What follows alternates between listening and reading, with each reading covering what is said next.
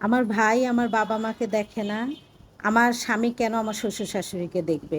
এই ভুল ধারণাটা আমাদের অনেক মেয়েদের আছে।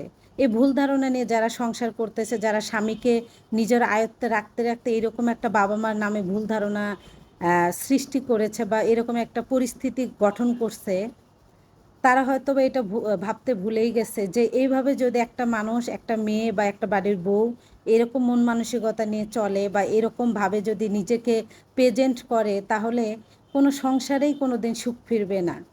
এটা ফিরবে না এই কারণেই, আপনার এই ধারণা বা আমার এই ভুল ধারণা, আমার ভাই আমার মা বাবাকে দেখে না, তাহলে আমার শ্বশুর শাশুড়িকে আমার হাজব্যান্ড দেখবে না কেন, দেখবে কেন? আপনার ভাই দেখে না, সেটা আপনার ভাইয়ের সমস্যা। কিন্তু তাই বিধাটা জায়েজ, যেটা আল্লাহর বিধান, যাদেরকে আল্লাহ তাআলা বলছে যে তাদেরকে সম্মান করো, শ্রদ্ধা করো, আপনি আপনার ভাই আপনার বাবা মাকে দেখে না বিধায় আপনার শ্বশুর শাশুড়ির সঙ্গে আপনি এই জন্য এই ব্যবহার করতে পারেন না। সেটা আপনার ভাইয়ের ব্যাপার বা আমার ভাইয়ের ব্যাপার, এটা হাজবেন্ডের ব্যাপার না। আর আপনি যদি এইভাবে, আমরা যদি এইভাবে চলি, তাহলে দেখবেন কি জানেন, একটা সময় এই শ্বশুর শাশুড়ি বাবা মার প্রতি ভালোবাসা থাকবে না, উঠে যাবে। আমরা মেয়েরা স্বামীদের আয়ত্তে আনতে আনতে এমন একটা আয়ত্তে এনে ফেলি যে স্বামী আমাদের কথায় ওঠে, আমাদের কথায় বসে। তবে সব স্বামী কিন্তু এক না, সব স্বামী এক না। জন্মদাতা পিতা মাতাকে সেই স্বামী আমাদের কথায় ভুলে যায়। একটা আবার ভাবেন তো, আমি আপনি কি বাবা মা হব না? সেম ঘটনাটা যদি আমাদের সঙ্গে বা আপনার সঙ্গে যদি ঘটে, তখন আপনার কেমন হবে? আপনি যে সন্তানকে 10 মাস 10 দিন গর্ভে ধারণ করলেন, সেই সন্তান আপনার খোঁজখবর নিচ্ছে না, আপনার ভুল ধরতেছে।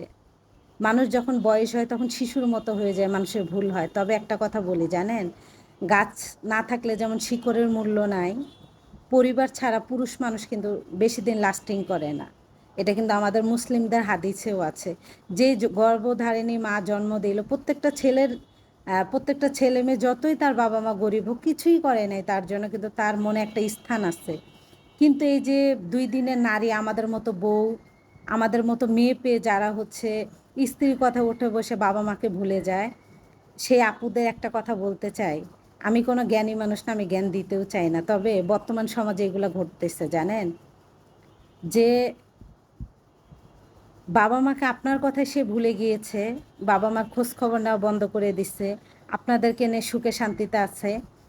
একবার স্বামীর মনের কথাটা কখনোই তো আমরা জানার চেষ্টা করি না বা বোঝারও চেষ্টা করি না। সত্যি কি সেই স্বামী তৃপ্তি করে তার মনের আনন্দে বেঁচে আছে?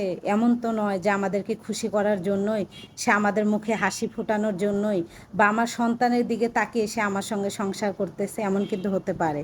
সব পুরুষ কিন্তু মুখে বলতে পারে না। বাবা মার জন্য, প্রত্যেকটা সন্তানেরই বাবা মার জন্য বুকে স্থান থাকে। সেই সন্তানকে যদি আমরা বাবা মার কাছ থেকে আলাদা করে দেই, তাহলে আর যাই হোক, স্বামী ভালো থাকতে পারে না। কিন্তু একটা কথা আমাদের মাথায় ভাবা উচিত, যে আমার কথায় বা আপনার কথায় বাবা মাকে ফেলে দিছে, বাবা মার খোঁজ খবর নেয় না, আর একটা নতুন নারী পেলে সেই পুরুষ আমাকে বা আপনাকে ছেড়ে দিবে না, তার কোনোই ভেদাভেদ নাই।